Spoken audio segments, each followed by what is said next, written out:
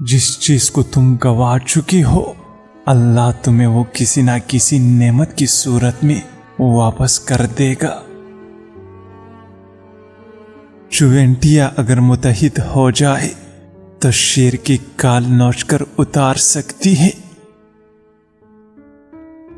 اپنی کمزوریوں کو چھپانا چاہتے ہو تو لوگوں پر اپنے جذبات ہرگز ظاہر مت کرو۔ وہ درخت کبھی پھلدار نہیں بن سکتا جس کا بیج اس کی چلکی کو اترنے نہ دے۔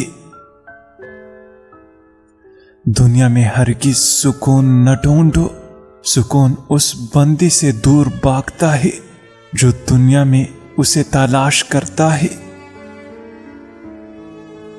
اللہ تعالی کی طرف پہلا قدم غم سے اٹھتا ہے جو زندگی کا علاج ہے۔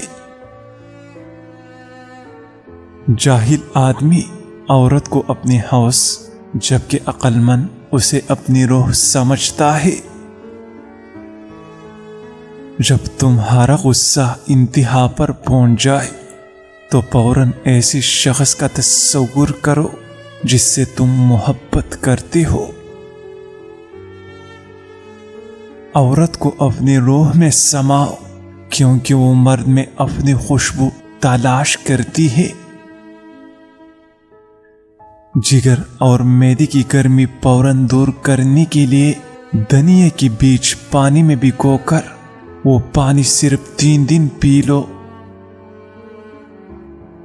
زبان کی نرمی اور اخلاق کی بلندی آپ کو مٹی کی نرم راستوں پر بھی پروان چڑھا دے گی۔